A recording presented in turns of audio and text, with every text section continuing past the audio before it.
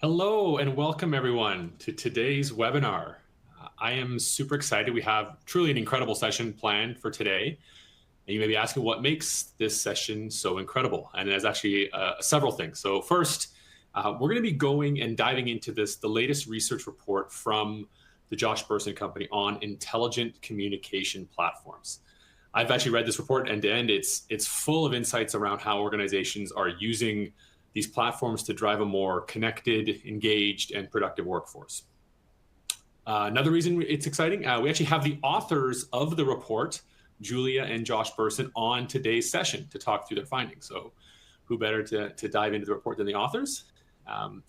Another exciting point is the report actually features a number of industry-leading companies and shares the stories of how they're using these platforms to drive higher levels of employee experience and engagement. And if that all weren't enough, we actually have a few of those talented leaders from those companies also joining us on the session today. So lots to be excited about. Now, before we jump in, I just have a couple sort of admin announcements. First one is the session will be recorded today, and it will be made available shortly after the session. So you can share it out if you like, or if you want to, feel free to take notes, but you're also going to get the recording shortly after. The last thing is we are going to leave some time at the end to answer questions from the audience. But you don't have to wait till the end. If you have questions, there's a little question box. Just enter your question. We'll be capturing those throughout the session, and then we'll try to get to as many of those as possible at the end of the session. So definitely put in your questions. All right, so I think to start off, actually, we're going to go ahead and do some announcements introductions, because we have some amazing folks on the call today. So I'm going to go just in order of the slide here. So maybe I'll pass it over to Josh to do a quick introduction. Sure, thanks, Mike. Julia and I basically work for a company that does research on all different aspects of HR. So I've been doing this for about 25, 30 years, and I would say that this particular domain, employee communications, has been, probably underinvested in for a long time by companies. And we were really excited to see what's going on, what these organizations are doing, what First Up is doing. So lots of interesting things and a lot of context around this we'll be talking about. Awesome, thanks. Julia, do you want to go next? Sure. Thanks, Mike. Hi, everyone. Julia Bersin. I'm a lead analyst here at the Josh Bersin Company. I think Josh gave a great introduction to what we do.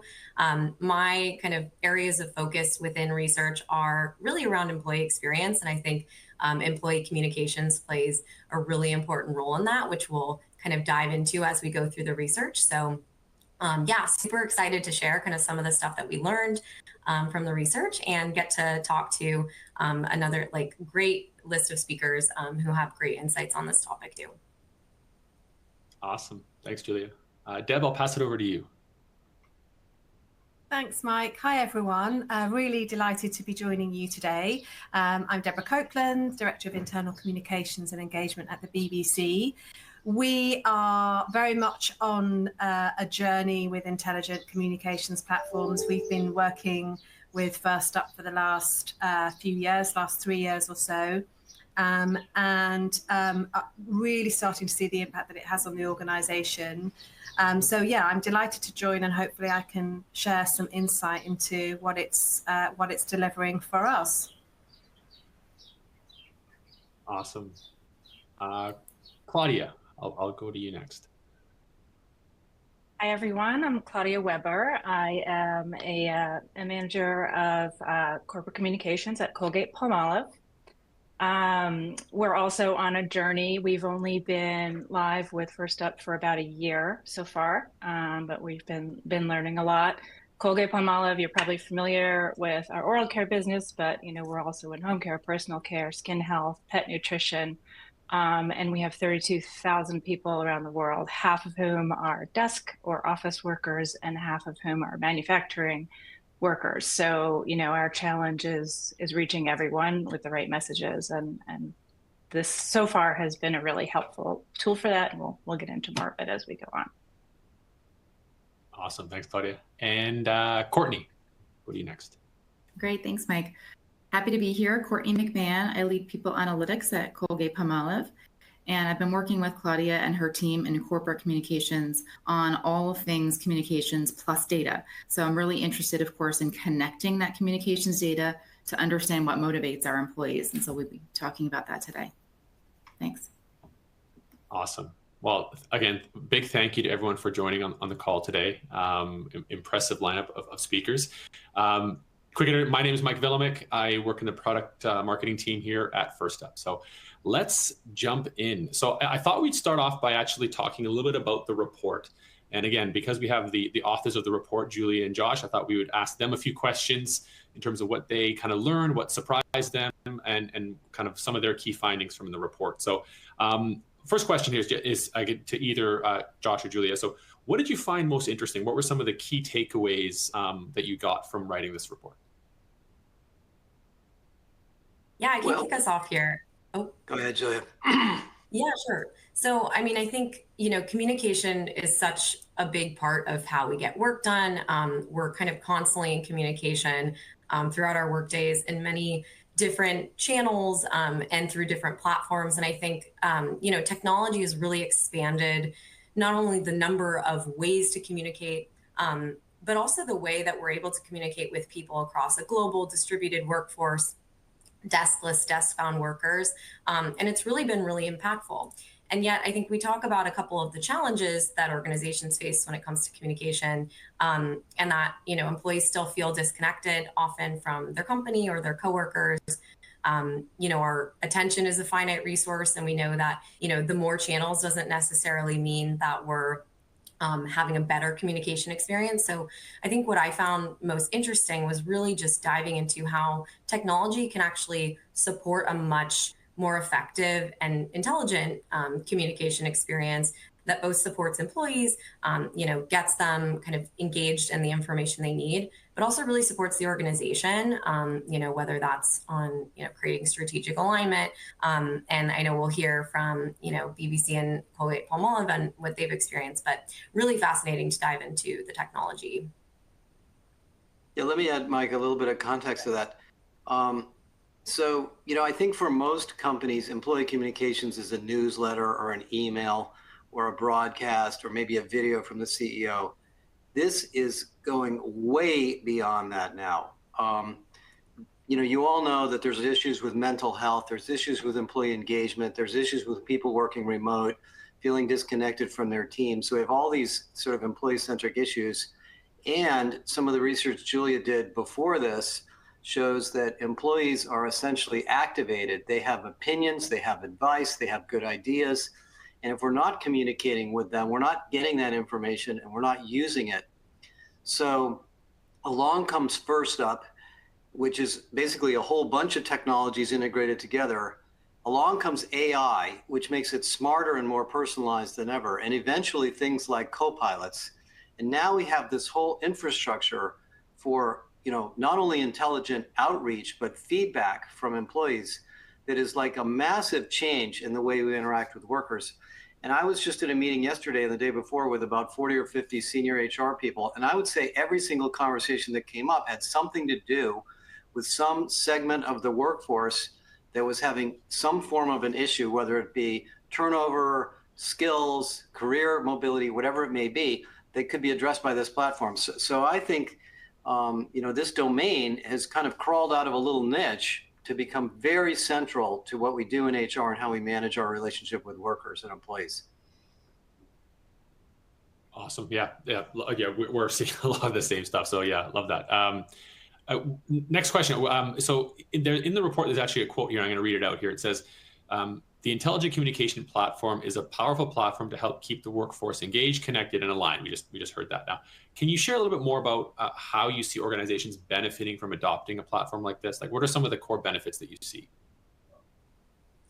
Yeah, so we have 3 case studies as part of this report, and 2 of our case study companies are here to kind of share their stories today.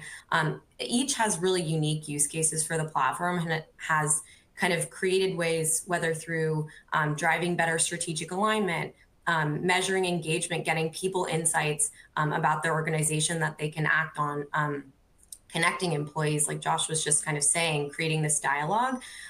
So they'll share kind of more specifics. I think, some of the themes that I saw come up, one is like reaching and engaging a global and distributed workforce. This is something that a lot of companies struggle with, particularly if they have large deskless populations. But also we're all just working from different places at different times through different channels. And I think that presents a challenge, but the platform really helps, mitigate that and actually reach everyone. The other piece is really about that connection between employees and one another and employees with the company. So as Josh was saying, it's not necessarily just about getting the information out to employees and making sure they have the information they need, but it's really about opening up more open communication, creating connection, giving an opportunity for employees to share feedback, share what's going on in their domains and their roles, give leadership visibility into what they're doing. And I think, that's an experience that, we're used to being able to kind of have in our personal lives a little bit more. And so I think this gives that opportunity at work too. The other thing, Mike, that I would add is before products like yours came to market, most companies had a survey platform, a training platform, a portal, a call center, a bunch of emails, a bunch of newsletters, right? I mean, there's unfortunately, because we haven't had sort of a tailor-made system like this in HR before, we've had to resort to all these other tools, which are basically chaos. So then, people like, Courtney that are trying to understand the data about what's going on with the workforce have to figure out where all this data is coming from all these different tools. And unless you're a big company, you can't afford to do all that.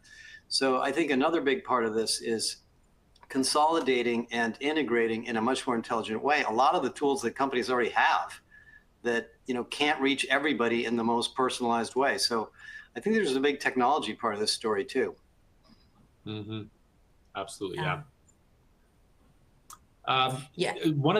Sorry, go ahead, Julia. Oh yeah, I was just going to add, that personalization element is huge, especially when we talk about kind of this digital fatigue and the number of tools that we're interacting with every day and the number of notifications. I think the ability to actually deliver people just what they need, exactly, the information that they need, in their work that's relevant to them, and also in a way that is going to reach them is a key element as well. So I was just going to add that in. Yeah, and it's a perfect segue to the next question, actually, because and I think actually there was a report that the Bersin company put out about a year and a half ago around intelligent communication before it dove directly into the platform. But there was this concept of employee-centric. That platform is employee-centric, and it speaks to, Julie, what you were just saying around this idea of giving people this hyper-personalized experience. And the report, this recent one talks about it. It says intelligent communication platforms are employee-centric rather than being technology-centric. And it's actually something that we talk a lot with our customers about. But can you talk a little bit more about what you saw that in the report? Yeah, for sure. So what we mean by employee-centric is just that. So it really is the technology adapts to the employee rather than the employee having to adapt to the technology. So I think a good example of that when it comes to kind of an intelligent communication would be, say I typically, read things on my commute home from work at 5:30 p.m. I open them on my mobile device and I'm interested in, a set number of topics. Like the platform can actually tailor what I'm getting delivered, when I'm getting it delivered, and learn based on my behavior. And so rather than kind of me having to, find where the communication is, kind of open up a different tool or channel because that's kind of what the technology is enabling, it's really focused on what's going to work for the employee. So that's kind of how I see it. Mm-hmm. Yeah, we have this. We hear this a lot from our customers, and a lot of it comes when they start looking around. Hey, we're thinking of putting in a new intranet. This is a good example of kind of where the intranet was kind of designed, back in the mid 90s, I think it was, this idea of we're going to create this central hub where everyone's going to be able to find the information, but it inevitably required employees to then adapt to it, know where to go, know where to search for, know when to go there. And inevitably, the corporate intranet always kind of became the technology that people love to hate because it was kind of nobody wanted to go there. And And this is kind of flips it on its head. It's like, well, let's actually put the employee at the center, and let's let the right information find the employee at the right time through the right channel. So it's a very much of a shift that we're seeing. So yeah, love that. Well, and the other thing, Mike, you know, the reason people have all these portals and literally billions of dollars are spent on this stuff is because we didn't have AI, we didn't have personalization, we didn't have chatbots. Now we have all that technology. So there's going to be a $1 billion plus evolution of getting those intranets cleaned up, updated, fixed up. And you guys are kind of, I think First Up's going to be a very big part of that transformation, really, and how people find information and get information from the company, from other people, interact with their peers, et cetera. Absolutely, love it. All right, last question on the report. There's a section around sort of capability model for intelligent communication platforms. And this is also interesting for us because we have these conversations with customers a lot. So I'd love to just kind of, each of you just walk me through a little bit of what you found with the different kind of capability stages for intelligent communication platforms. Yeah. So as Mike said, we explore kind of 3 stages of capabilities of the intelligent communication platform, each of which adds kind of a layer of advanced kind of capabilities, if you will. And so the first one is centralized. So this is really about consolidating communications into one place. You know, if you think about rather like emails are getting sent here, notifications here, communications, there's actually a graphic where we show kind of dialogue boxes in many different directions. You know, and you can imagine just the chaos that happens with communications, which also makes them very hard to track. So on the admin side, really bringing that under one centralized place, which also creates a better employee experience because they know where to go to find, you know, the communications that they need, but they're also able to reach them. And so that kind of adds also basic, you know, personalization to reach workers where they are. And then the next stage is intelligent. And so this is kind of where that AI and machine learning aspect comes in. This is adding that hyper personalization. So the example that I gave about kind of delivering the message in the way that I'm most likely to see it, when I'm most likely to open it, and with the content that's most relevant to me in my work. That's really kind of what, you know, we say is hyper personalization.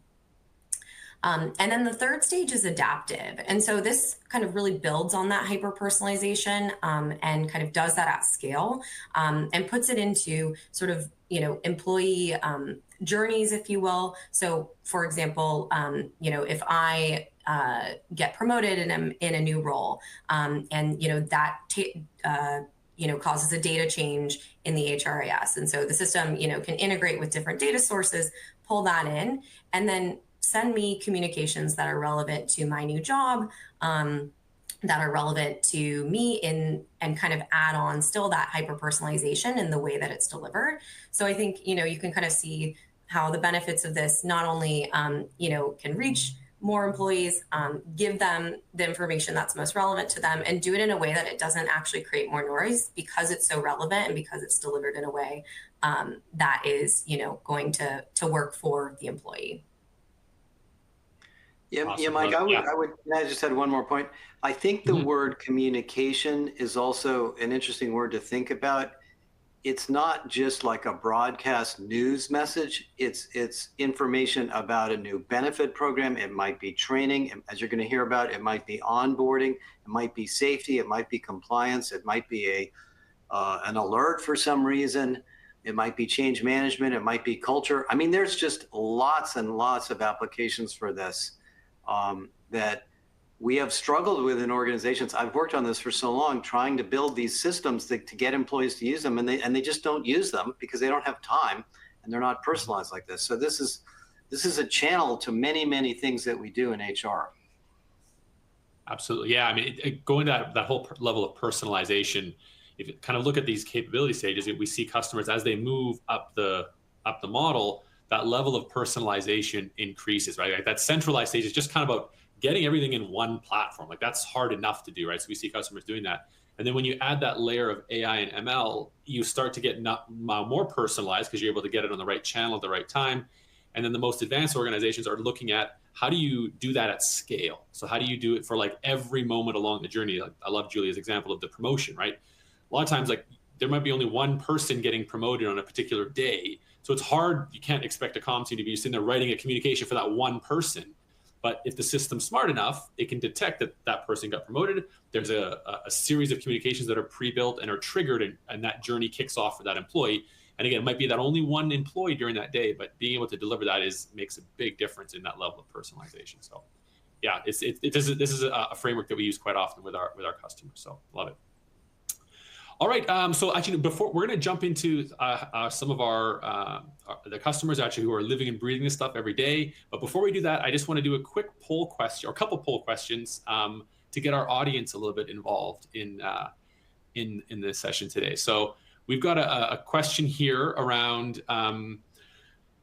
So what do you see as the biggest challenge in delivering communications that connect and engage the workforce? And we got a few options here. So one is can't reach every employee. So obviously, if you have varied types of workers, some are deskless, is that the biggest problem?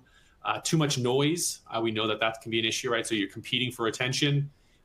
It's hard to personalize for every employee. We obviously talked about personalization. And then the other one is kind of around visibility. So we just don't know what's working. We don't know what's working or what's not. Or the capture all, which is all of the above. So all of these are issues here. So I'm going to go ahead and see if we can, we got the submissions rolling in already. I'm going to give a few more minutes, or not minutes, maybe a few more seconds for them to finish up. Last few submissions coming in. All right, I'm going to close it out. 3, 2, 1. All right, let's see what we got here. All right, not surprising, yeah. The catch-all at the bottom, all of the above, is the highest. Yeah, these are common problems that we see that organizations struggle with. I think second was too much noise. That's interesting, actually, too much noise. Yeah, that is absolutely a problem. I think we often look at the Okta, the identity management provider, does a great survey every year where they basically look at the average number of employee-facing apps or tools that organizations roll out. And I forgot to think of the number now, but like the last one, I think it was over 200. If you're an organization over 2,000 people. It's almost 200. Yeah. It's like 200, yeah, crazy amount of apps, right? So like it's, the noise thing is definitely an issue, right? And that's, I think, where AI and some of this learning to deliver that personalization. So it's not about, sending it to more places, but it's about actually getting the right information through the right channel is going to help with that. So yeah, very interesting. Any other thoughts on the results from the panel? Probably not too surprising. I think we've seen that. Josh, I lost your audio there for a second. Did you get muted?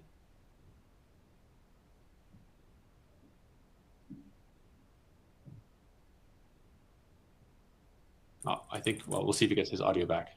There, I'm back. Sorry. I was going to say everybody who has the alerts on their phone knows what number 2 is. So I don't think anybody's surprised. Yeah, exactly. Yeah.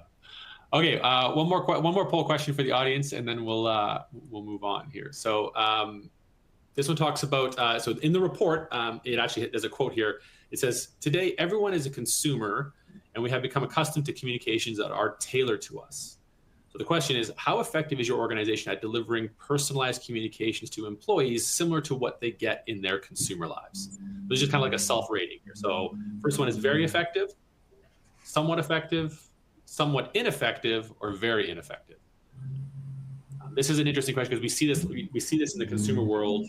How some of the best consumer brands, they're really, really good at delivering these, activating consumer data to deliver the most timely message. You go out and buy a couch. I'm just looking at the couch in Josh's background. You go out and buy a couch, and all of a sudden, within the next day, you're getting promotions for throw pillows that could help decorate the couch, right? Like, it's amazing how these consumer brands know exactly what you're looking for and need at that moment, right? So it's interesting because organizations have a ton of data on their people. They know what's happening within their work lives, but sometimes it's hard to activate that data. So, all right. Oh, good number of submissions for this one. Okay. I'm actually very curious to see where people score on this one. Okay, last couple seconds, 3, 2, 1, and let's close it out. Okay.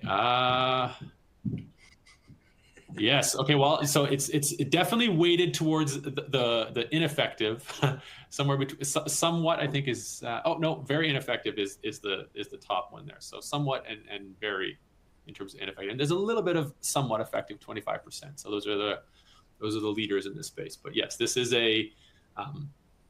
one of those areas where organizations and sort of enterprises can kind of take a page out of what's happening in the consumer world and being able to follow suit, because it's undeniable that the organizations, the consumer brands that are succeeding are the ones that are able to activate that consumer data and deliver those timely messages. I mean, it's the amount of brand recognition, brand advocacy that happens when those organizations deliver really personalized messages. It's incredibly powerful. So any other thoughts on this one before we move on?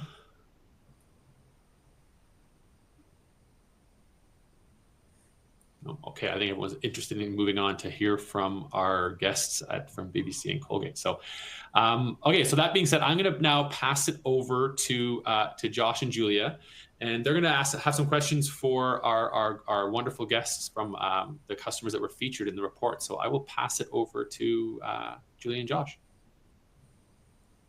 Great. All right. Well, thanks, Mike. And really excited to chat with Claudia, Courtney, and Deborah and hear a little bit more about their stories. I have gotten to hear from some of them, so really excited to kind of get them to share with all of you. So we'll start with just a kind of question around some of the industry-specific challenges to communications and opportunities that they each saw at their organizations. So, I'll start with Deborah. So at the BBC, you're in the media industry, you're communicating with some of the world's leading journalists. And I think that presents like a unique challenge and an opportunity, right? So would love to just kind of hear, what were some of the challenges that the BBC has faced or had faced, when communicating with that audience, and why was intelligent communication and is intelligent communication so critical?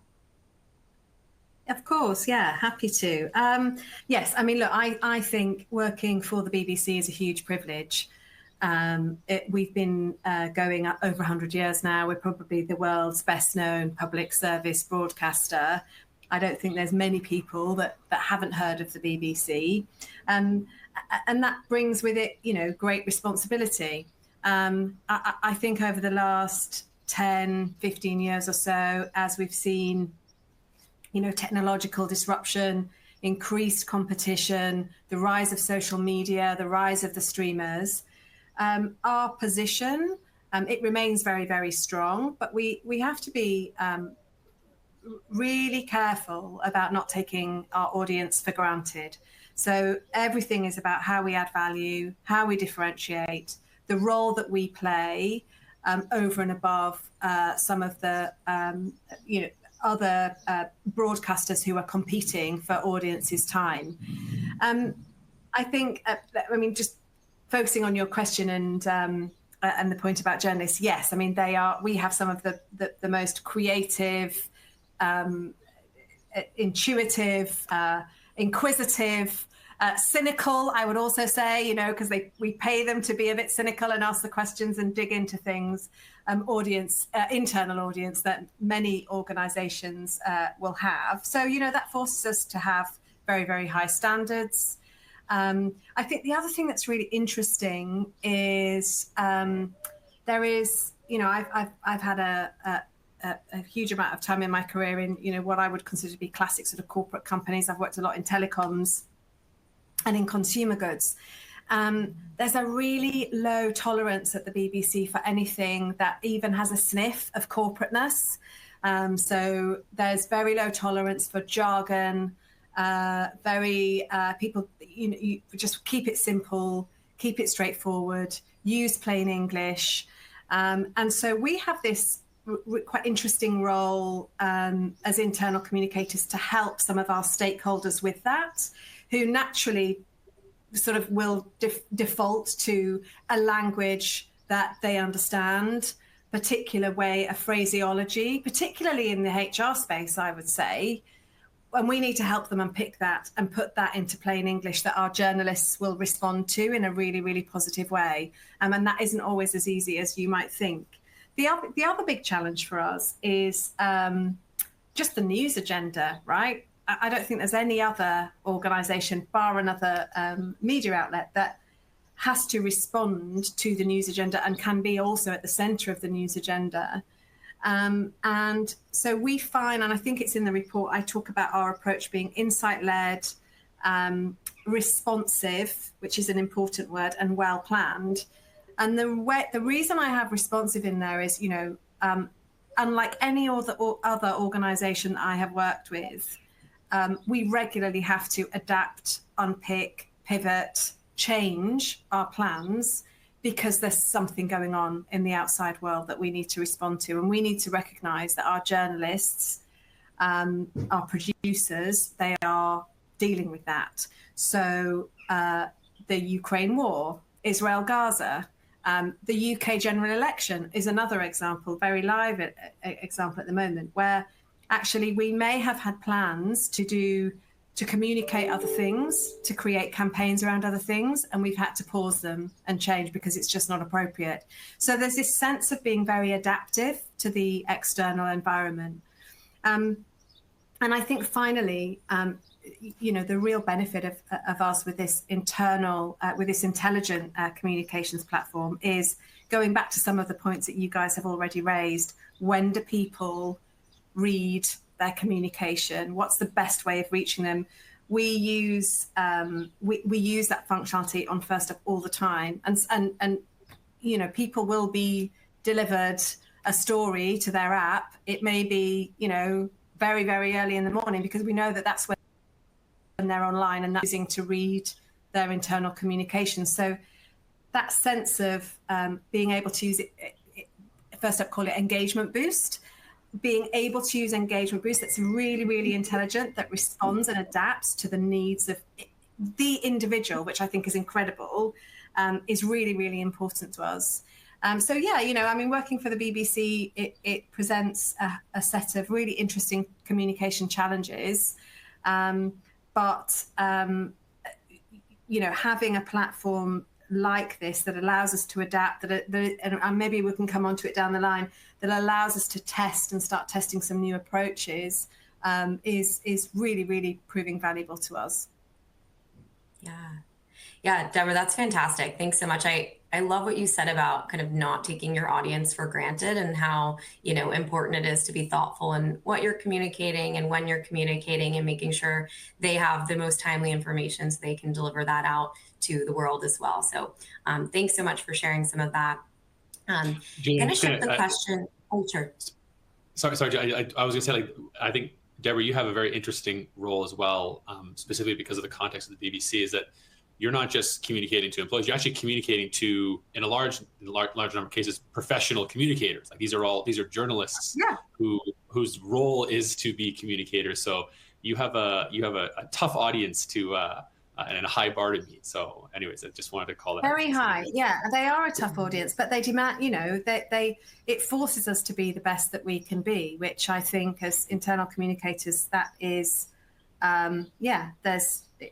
it's a really brilliant challenge to have. I think the other thing is, because we're the BBC, particularly in the UK, you probably don't see it so much internationally, but there is a lot of media interest around what we're doing, why we're doing it.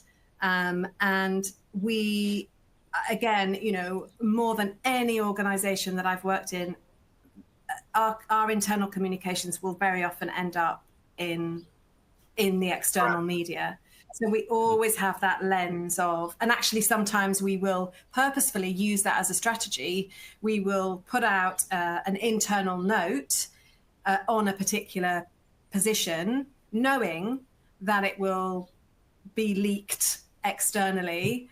It helps us to frame a certain argument or something. If we put it out as a press release, it probably wouldn't get the pickup. So we're kind of, we use it quite tactically as well. But I think I was 3 weeks into the job, and a piece of comms that I wrote for the Director General was featured in the Evening Standard, which is a sort of big newspaper in London. And I I thought, okay, right, this is interesting. This is what we're up against. It's a very unique set of challenges.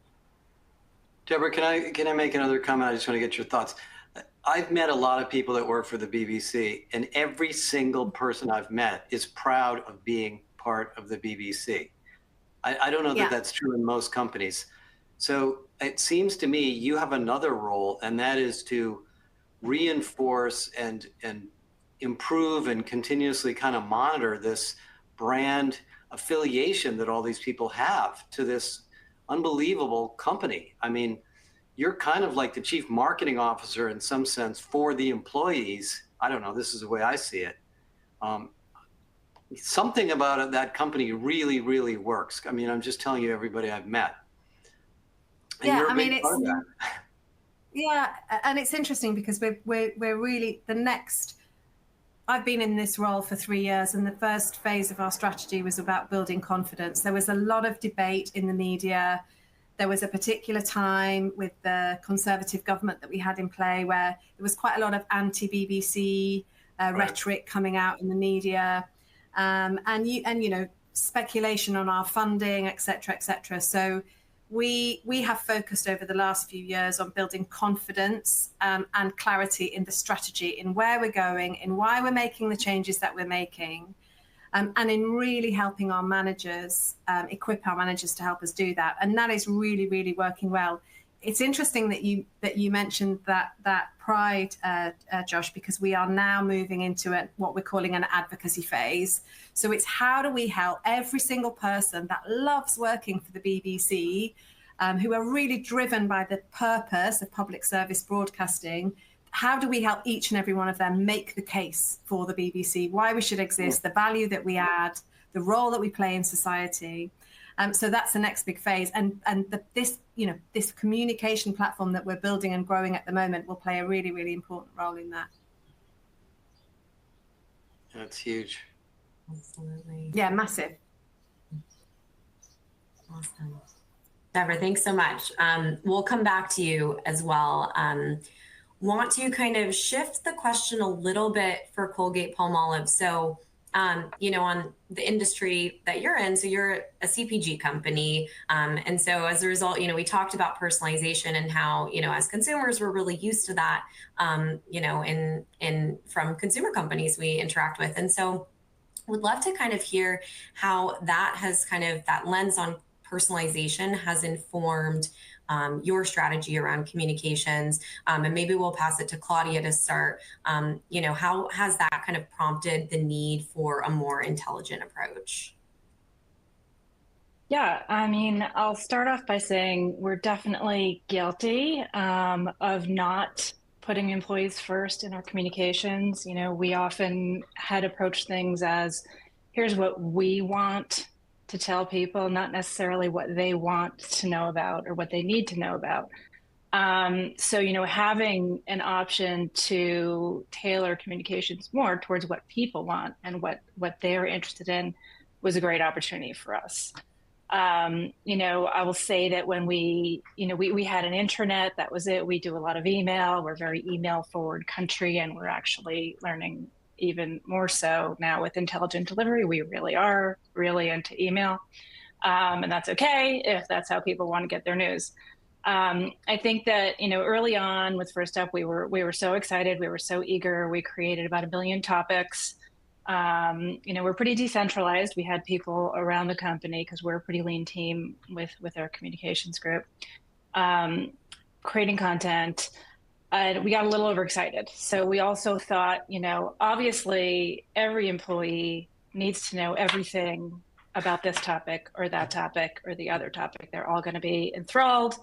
All these topics need to be open and available for everybody to follow and see.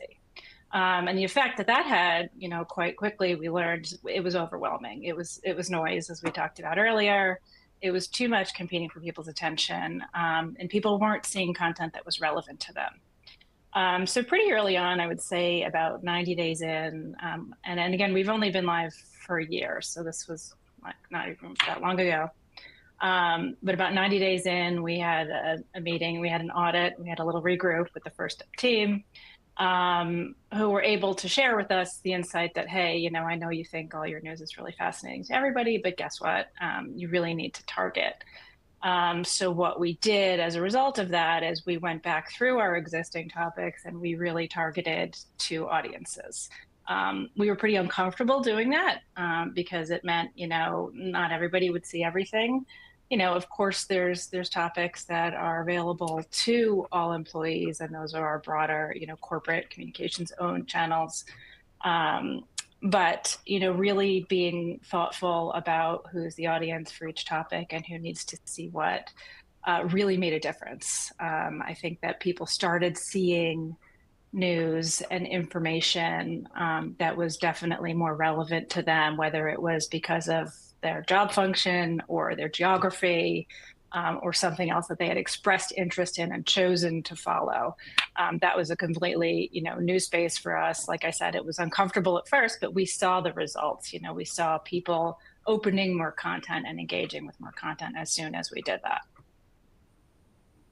Yeah, that's great. I mean, you bring up such a good point of sometimes less is more. And I think, you know, the lens that you had on kind of seeing that result of kind of narrowing down what everyone is seeing and giving them kind of the opportunity to kind of choose where they want to have visibility really ended up proving super valuable for you. So that's great. Yeah. And I think also, you know, besides the content being personalized, it's not just the what, it's the how.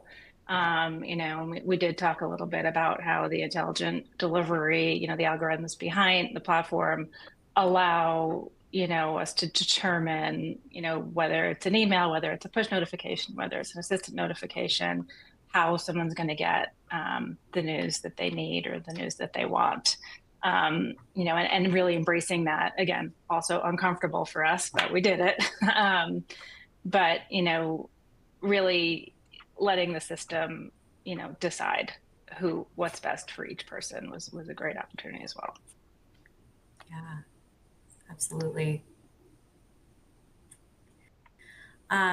Okay, so this question is kind of for everyone, and we'll, you know, all kind of take turns. But so would love to hear a little bit from each of your teams on maybe a, you know, unique use case that you've had for the intelligent communication platform, and perhaps like an example of either a campaign that you've run or something that's been, you know, pretty impactful in your intelligent communication journey. And Claudia and Courtney, why don't we start with you this time? Yeah, okay, Claudia, I can step in. I can step in before you give a specific example, because I'm going to give a more general, something that we want to do. And actually, I'm going to jump off what Josh said earlier, which was this is really a tool to better manage our relationship with employees, right? So we want to better understand that to then create these unique campaigns. But I think, you know, what this tool does is give us instant feedback on what's important to employees. So there's that, right? So we're kind of getting closer to more of what we should be doing.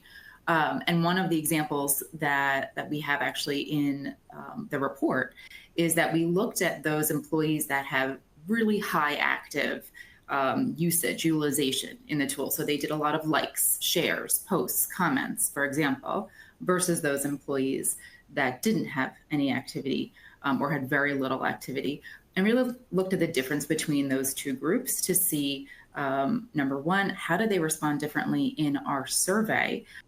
So our engagement survey, and we did see some very amazing differences about people being more inspired by our purpose, understanding our strategy, understanding the direction of the company. So it seems like those topics, those pieces of content work really well, right? So people are more engaged in the platform, and those are the things that seem to work. So I think, again, we're getting closer and closer to the information that's working for people. And I think one of the things that Julia was talking about earlier was also tenure. We can do different things for people at, you know, different tenure groups, new hires, right, versus people who have been at the company a long time. But we can also do things for different generations. And so some of the things that I think we're interested in is these personas where we can create journeys from and better understand kind of those cohorts of groups. You know, is it new hires? Or is it people who've been here a long time, or is it different generations, right, that we want to target communications to? And maybe Julia has a something to share on that. Courtney, can I ask you a question? I'm sorry, actually, Claudia. Oh, yeah, Claudia, sorry. Let me ask you a question. So for many, many years, this has frustrated me forever. We've had this concept of employee engagement. And, you know, if you have a best friend at work, then you're engaged, right? The old Gallup stuff. Or maybe you need flexible work, or maybe you need better benefits, or maybe you need whatever, right? We don't really know what's going to engage every employee. You're looking at a lot of data. Colgate, I'm amazed at the number of things you guys do. I think most people on this webinar think you're a toothpaste company, but you're way bigger than that. You do all these interesting things. Is it true, and I'm curious, that, you know, based on this data that you've been getting back, you can do a better job of determining what excites people about their job, what excites people about the company? Sort of like what we were just hearing about from the BBC. Isn't that the same situation here?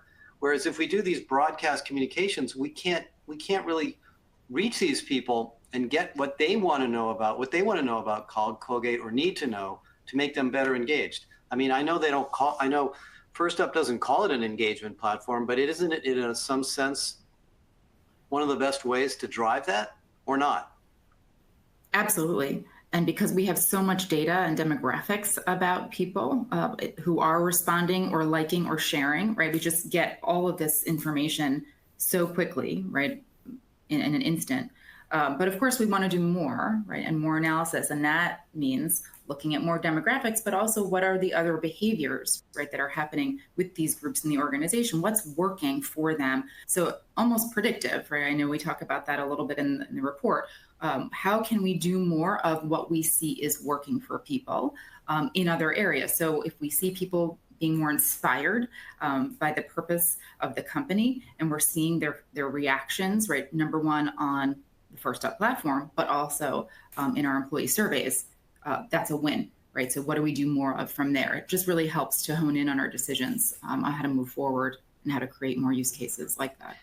Yeah, you know, Mike, I don't know how many of your customers have have an employee engagement analytics person attached to the communications group, but this seems like a big part of this strategy as those things go together. 100%. Yeah. I mean, I think the whole people analytics function is growing in a lot of our customer base. It's probably not in all customers. I think every customer would love to have a Courtney on their team, but not everyone does. But yeah, we are seeing a lot of, I mean, we always kind of believe this idea that if you look at an individual employee, if they're engaged with what's being communicated to them in some way, their overall engagement is probably high. There's probably a correlation there, right? But with some of the amazing work that's happening in these people analytics team, we're able to now prove that out. And what that does is it does start to almost give you a little bit of another view into which employees could be at risk of potentially either quiet quitting or leaving, or even just having a low level of productivity because they're very disengaged, right? So there's now actions you can take. Say, hey, well, let's figure out what's going on in that particular group. Is there a particular sector of the company that is a little bit lower engaged than the other groups, right? So these insights are incredibly powerful, and the more communications you run through the platform to be able to do that. So not just company communications, but like those individual communications around what's happening, that the signal gets that much stronger in terms of what's happening with every individual employee. So yeah, there's lots of exciting stuff happening. If I can just add to that, and one of our big focus areas has been around managers, and that, because actually I think, people's experience of work is very, very led by their manager, and how good their manager is, and how well they bring the team together, how well they communicate, etc. So we've introduced more of a layered approach. So we have the division-wide or the BBC-wide communications, but we focused really heavily in the last 18 months on our managers and making sure we equip them with the latest training, the latest insight, with what their teams are keen to know about, how we want to help them develop their teams, pursue the right careers, etc. So we have a whole program of communications in place specifically for our manager community that's tailored by division.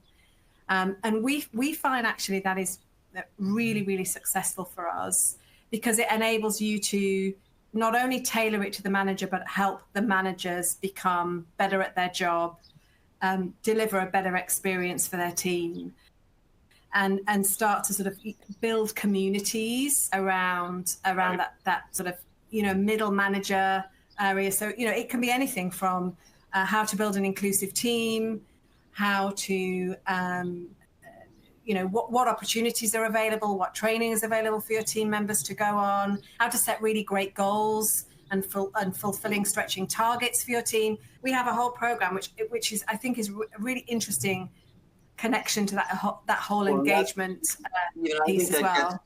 I think that gets to this issue of what we call systemic HR, which is that in a lot of companies, the management development group is in L&D, and they're building training, and they're doing assessment, and nobody's coming to the courses. Right? So you guys got to work together here. Yeah, right. Yeah, exactly. Yeah. Yeah, no, I think that's another great example. I think of, a way that this can be used. It's not just, corporate level communications out to the organization. There's many different ways to do this and get the information to people and make it a little bit more interactive and a dialogue.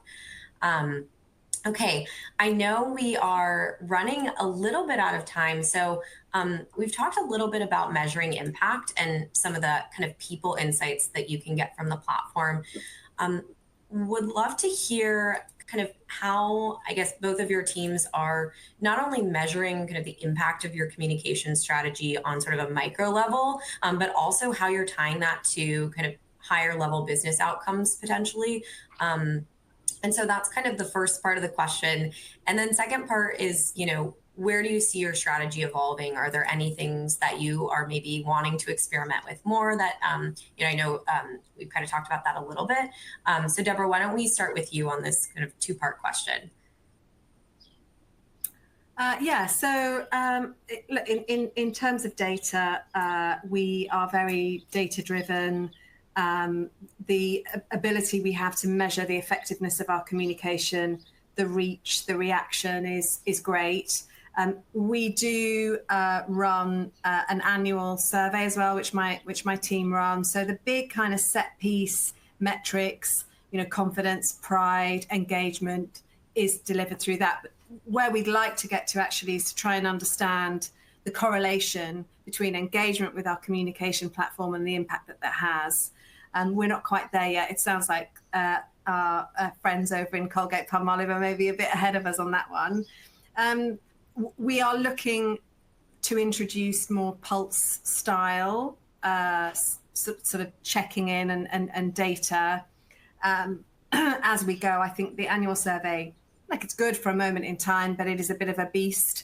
And actually, I think we're now wanting to be much more tailored and gathering insight around particular topic areas, around maybe transformation programs, etc. So we can really use it to inform the communications.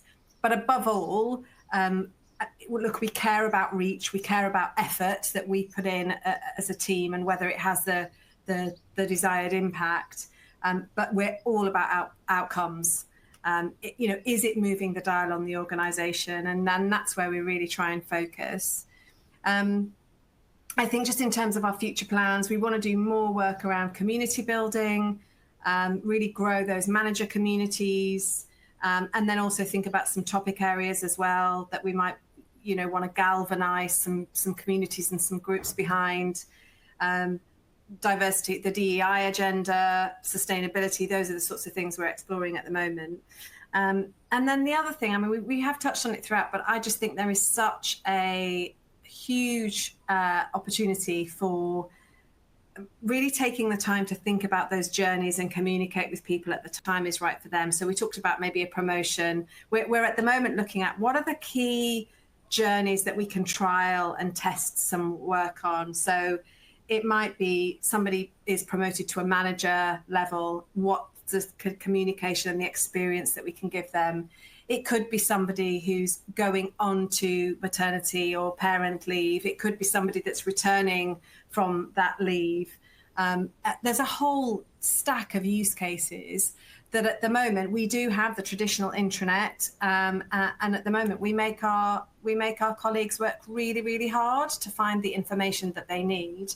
So in the next 12 months, what we'd really like to do is to introduce some of those journeys, and we're an early adopter with First Up, so we're testing some of those things, and I'm really excited to see what that could deliver for us. Fantastic. Lots of exciting stuff. All right, Claudia and Courtney. So any metrics, tying back to business strategy and kind of future next steps you're thinking about exploring with intelligent communications? Yeah, I mean, we're still pretty, early on our journey. So, we've been grappling with insights and how best to use those insights to make data-driven decisions, right? I think above and beyond using the insights that we get on individual campaigns and that enable us to report back to our internal stakeholders or measure the success of our own communications. We've been trying to look at some different things like, general platform metrics, like how often are people visiting the site? How often are they, or how much time are they spending? Where are they going next? Kind of the more traditional, like website metrics or, social media metrics that you might see out in the world. So, we were able to do we just launched a custom insights dashboard to help us get some of that information. What we do with it, we don't know yet. Like that's where we're just sort of starting, the so what, okay, we have all this great information now. People are going there, 15 times a month and they're spending 30 minutes on average. Okay, is that enough? Is that not enough? We're still, working through some of those details. I think that, our reach is great. In our first year, we were really happy to have reached most employees at the company, whether they're, deskless or in an office. I think our future state is really focused on engagement, and literally, meaning comments and likes and the things Courtney was talking about as reflective of retention and other things. And I think journeys, we're also early adopters. So, Deb will be on the journey together. To see how that goes, but really trying to find ways to really increase engagement, again, above and beyond finding the right content, but really finding other ways to really make our people active participants. Yeah, I'll just add quickly, I think we're going to take an idea from the BBC that Deborah mentioned about managers and the manager communities. I think we need to understand more about this cohort and this group and see what we can do differently. And I think what Claudia mentioned earlier, it's, we're getting the what and the how, I think from the utilization and the dashboard from First Up, but we really need to do more on the why, right? Why are people clicking on these things and what's working? And then again, connecting with other data and maybe bringing the utilization data into our data warehouse to really automate those connections going forward. I would also add to that, why not? Like understanding why people aren't. For example, we have a really big problem with reach, people being very busy, operational, on the front line. So actually, we're now thinking about exploring, taking some learnings from other industries that have to maybe schedule time for colleagues to actually read, consume communications. We know our journalists, for example, they're really up against it. They are on a deadline delivering the latest bulletin. So actually we're going, well, is there anything we could learn from maybe the retail space or the contact center space where they're constantly having to answer calls and they're really, up against it? Actually, so answering that question of why not, like what's getting in the way, is a really important one for us as well. Fantastic. I'm very happy to chat about managers. Yeah, awesome. The manager one is actually a big thing. We hear that from a lot of customers especially around new managers. So we're hearing a lot of times when someone gets promoted to become a new manager and maybe they haven't led a team in the past, it's like all the resources you could be providing that new person who's doing a kind of a new role. That's an area that we're seeing a lot of interest in it from a journey perspective. So Amazing discussion. I hate the fact that we have to cut it off, but we're down to our last minute on the call here, and we've got some questions that we're not going to be able to answer them all, obviously. But there was one question I thought was kind of interesting, and maybe we'll give time for one answer on this one, and this could be from anyone from of our three guests. But favorite email campaign or spotlight from the past year? What was the favorite thing you ran as a communication campaign or spotlight? Anyone come to mind? I mean, I would say, I don't know if it's a favorite, but it's always nice to see super high engagement. And the reality is people like stuff. So, anything that we've done with incentive has performed really, really well. So, it's fun to watch the engagement with a campaign like that. So that was fun for us, and see how excited people were and commenting and engaging. Which we did, when we initially launched, and a few other times we've done things like that. So, Mike, can I make one more comment before we run out of time? I've been around this stuff a long time. I mean, I remember for the beginning of self-service portals, when SharePoint was launched, when there were corporate social networks like Yammer, the Facebook thing. We've been sort of over the years building pieces of this in different ways, and companies have had to take this piece and then the survey tool, and then the employee journal tool, and then the ServiceNow thing, right? You guys have really pulled it all together in a very unique way. This is a situation where the platform enables things that I don't think companies could really do before. I mean, it's really an enabler for many, many things we just talked about that have been almost impossible to do, because we did not have this kind of integrated technology. So I just want to leave you with that.